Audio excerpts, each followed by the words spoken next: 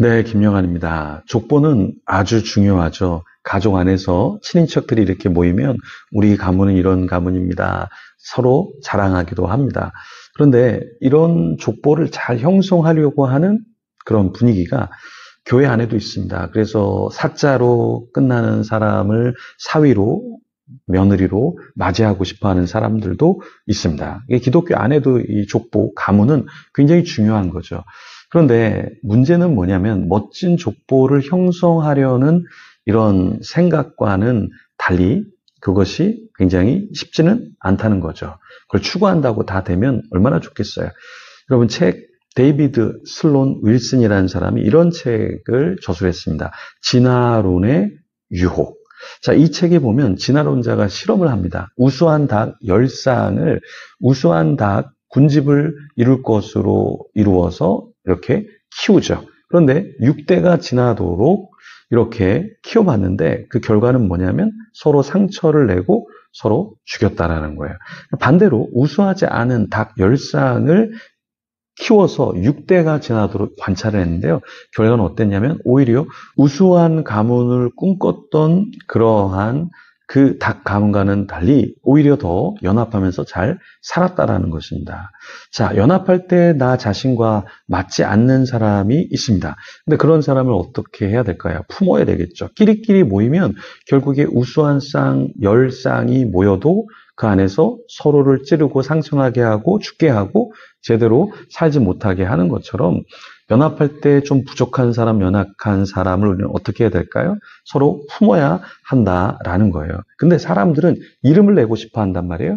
그러니까 나보다 더 유명하지 않은 사람은 불러들이려고 하지 않아요. 나보다 더 멋진 족보가 없으면 친하게 지내려고 하지 않아요. 그러니까 사람들하고 사진을 찍고 뭐 인스타나 페북에 올려도 나보다 더 유명한 사람하고 사진을 찍을 때는 막 올려요. 근데 나보다 유명하지 않은 사람은 에이, 뭘 올려? 가치가 없는데 이렇게 생각하는 사람 혹은 그런 경우도 있을 수 있습니다. 왜 그래요? 좋은 가문, 유명해지고 싶은 마음을 내려놓지 않기 때문에 그런 거죠. 노자는 도덕경에 이런 얘기를 했어요. 돈은 말할 수 없어야 하는 지경이다. 왜냐하면 말할 수 있는 돈은 참된 도가 아니다. 이렇게 이야기했습니다. 그러니까 진짜 좋은 가문, 진짜 영성 있는 사람은 그걸 말하고 표현하고 드러내려고 할 때 오히려 드러난 것이 아니라는 거예요. 그래서 우리가 하나님 앞에서 좋은 가문 또 어떤 영성 이런 것은 자꾸 무언가 이름을 붙이고 사람들에게 그것을 드러나게 하는 것 그것이 아니라 잠잠히 하나님의 뜻이 무엇인가 이것을 따르는 자 그런 사람이 진정 하나님의 사람이죠. 우리가 바벨탑 사건을 어제 봤습니다. 그 바벨탑 사건의 이 핵심이 뭐였죠? 네, 이름을 내자. 라는 것이었죠. 그런데 하나님은 바벨탑의 사람들을 통해서 이름을 낸 게 아니라 셈이라고 하는 족속. 셈이라는 이름의 뜻은 히브리어로 이름이라는 뜻이에요. 그러니까 이름을 내려고 하지 않는 셈이라는 족속을 통해서 하나님의 가문을 이어갔다라는 것입니다. 오늘 본문 창세기 11장 10절에서 26절 말씀을 같이 볼 텐데요. 먼저 10절에서 13절 같이 보겠습니다.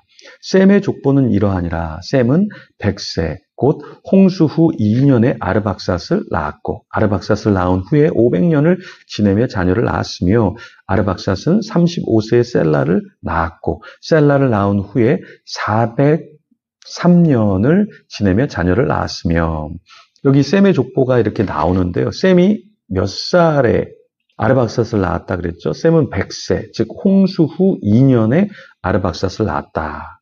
네, 이 부분을 제가 며칠 전에도 이야기를 했었는데 아르박삿을 낳은 후 500년을 지내며 자녀를 낳았는데요. 셈이 100세, 즉 홍수 후 2년 후에 자녀를 낳았다라는 말을 뭐를 의미하냐면 창세기 5장 32절에 노아가 500세에 셈함 야벳을 낳았다 그랬는데요.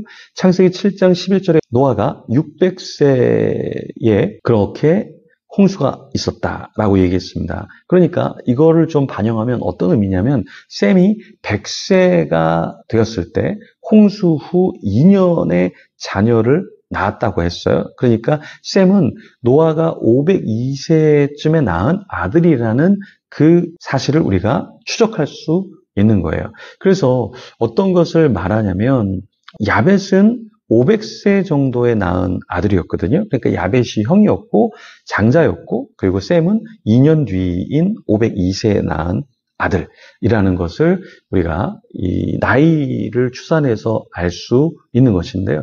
그런데 왜 지난번에도 말했지만 셈, 함, 야벳 이렇게 셈이 맨 앞에 나올까요? 그렇게 맨 앞에 나온 이유는 셈이 하나님이 보시기에 합당한, 이름을 이을 수 있는 합당한 존재였기 때문에 앞쪽으로 끌어냈다라는 거예요. 우리가 어떤 걸 강조할 때 앞쪽으로 끌어내는 게 있습니다. 그렇죠? 그래서 에이스, 이 사람 에이스야 그러면 그 사람 앞쪽으로 끌어내서 세우죠. 예, 사진을 찍을 때도 어때요? 에이스들은 앞쪽으로 나와서 좀 찍게 만들잖아요. 그죠? 네. 그래서 저도 앞쪽에 나와서 사진을 찍는 건가요? 네, 그건 잘 모르겠습니다.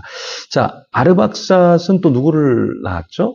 네, 몇 년을 더 살았나요? 셀라를 낳은 후에 430년을 지내면서 낳았습니다. 여기에 계속해서 낳고가 계속해서 나옵니다. 14절에도 셀라는 30세 에벨을 낳았고 15절에 에벨을 낳은 후에 403년을 지내며 자녀를 낳았으며 계속 낳고가 계속 나옵니다. 무의미한 것 같아요. 왜 이렇게 낳고를 이야기하는가. 그런데요, 요 행간을 잘 읽어보면 어떤 걸 우리가 좀 찾을 수 있냐면 14절과 15절에 셀라가 30세 에벨을 낳았다 이렇게 이야기가 나오고 있습니다. 여러분 잘 보시면 아까 그 셈이 자녀를 낳을 때가 몇 살이라고 얘기했죠? 100세. 그런데 갑자기 셀라 때는 30세 에벨을 낳았다 이렇게 말을 하여 이게 뭘 말하고 있냐면 네, 인간이 아이를 낳는 나이가 점점 젊어지고 있다라는 것을 보여주고 있죠.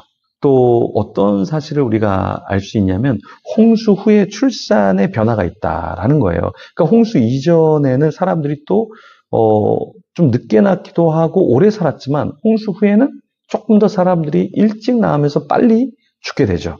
요 부분들을 우리가 성경의 행간을 읽으면서 노아의 홍수 이전과 이후에 사람의 수명과 많은 변화가 있었구나라는 것을 우리는 알 수 있습니다. 그래서 18절도 보면 벨렉은 30세에 르우를 낳았고 이렇게 말을 하고 있어요.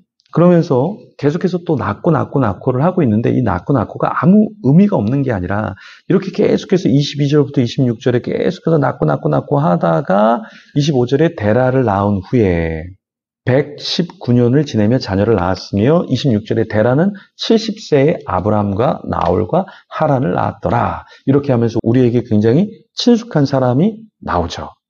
누굽니까? 아브라함이 나오죠. 나홀이 나오죠. 하란이 나오죠. 이렇게 해서 무의미한 낳고인 것 같지만 그렇게 낳는 가운데 어때요? 하나님의 사람들이 나타나고 하나님의 역사가 펼쳐지는 것을 우리는 볼 수 있습니다. 여러분, 우리가 어떤 일을 할 때 이거 무의미해. 뭐 이렇게 해갖고 하나님이 예배 받으시겠어? 이렇게 해서 섬김 받으시겠어? 뭐 이렇게 해갖고 무슨 하나님의 역사가 있을 수 있겠어? 예를 들어서 우리가 버스킹을 한다. 우리가 뭐 어떤 기도회를 한다.